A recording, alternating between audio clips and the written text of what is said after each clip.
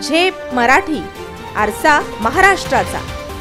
नंदुरबारात कार्यक्रम सुरू असताना झाली शाब्दिक खडाजंगी। माजी मंत्री आमदार डॉक्टर विजयकुमार गावित चांगलेच भडकले। कार्यक्रमातच दिले उपस्थितांना खुले आव्हान।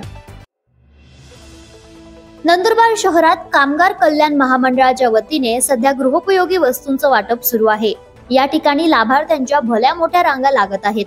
माजी मंत्री आमदार डॉक्टर विजयकुमार गावित आणि जिल्हा परिषदेच्या माजी अध्यक्षा डॉक्टर सुप्रिया गावित यांच्या हस्ते वाटप सुरू असतानाच या ठिकाणी शाब्दिक खडाजंगी झाली। डॉक्टर गावित विरोधक एका लोकप्रतिनिधीने येऊन लाभार्थ्यांना भडकवण्याचा प्रयत्न केल्याचे डॉक्टर गावित यांचे म्हणणे आहे। त्यामुळे त्यांनी विरोधकांवर थेट तोफ डागली। अरे उभी आहे आम्ही बोलून कार्यक्रम घेतला होता म्हणून इथपर्यंत आलो की चालू का होत नाही? चालू होईल। तुम्ही इतके वर्ष धोका काढल्या। अरे लोकांच्या विहिरी बंद पडल्या, घरकुलं बंद पडले, योजना बंद पाडायचं काम तुझ्या बापाने आणि तुम्ही।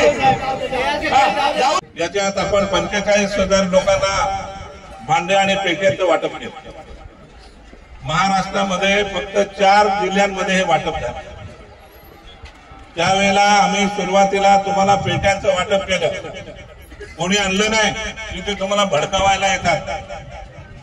आयत्या बियावर नागोबा करणारी मंडळी भरपूर इथली आहे। डॉक्टर हिना गावित, डॉक्टर सुप्रिया गावित आणि आम्ही कायमच वेगवेगळ्या योजना आणल्यात। लाभार्थ्यांपर्यंत त्या पोहोचवण्याचा प्रयत्न केला, परंतु ज्या वेळी योजना आणल्या त्यावेळी त्या बंद पाडण्याचा प्रयत्न झाला।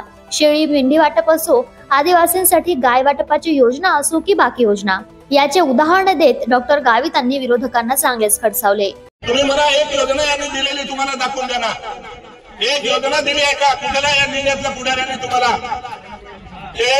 आम्ही तुम्हाला शासनाच्या योजना तुमच्यापर्यंत पोहोचवण्याचा प्रयत्न करता। तुम्ही घरी बसले तुम्हाला योजना मिळणार आहे? आज सुद्धा मी तुम्हाला सांगतो, बाकीचे राहिलेले होते, मी त्यांना सांगितलं तुम्हाला योजना चालू करून देऊ। मी मंत्री महोदयांनी मला 2 महिन्यापूर्वी सांगितलं की योजना सुरू करायची। आज ही योजना 5 जिल्ह्यामध्ये फक्त चालू आहे। 5 जिल्ह्यामध्ये, धुळ्यामध्ये चालू नाही अजून। हे तुम्हाला सांगतो, हे तुम्हाला मी असेल, सुप्रियाताई असेल, आमचं गावित कुटुंब तुम्हाला योजना कुठल्याही समाजाला असेल त्याला योजना देण्याचा आम्ही प्रयत्न केला। हे काय करतात? तक्रारी करतात, चंदू आणि हे बाकीचे तक्रारी करतात, तुमच्या योजना बंद पडतात। हे काय बोलणार आहे? याने लोक शेतकऱ्यांना दिलेल्या विहिरी बंद पाडल्या, संधी निराधारचे पैसे दिले बंद पाडले, आदिवासींना काय द्यायला बंद, त्यावेळेला तक्रारी करून बंद करतात। करायचं काही नाही, पुढे आदिवासींच्या आणि इतरांच्या जमिनी हडप करायचं काम चंदू करतो, याची फॅमिली करते। ते कशाला बदलला होता ते?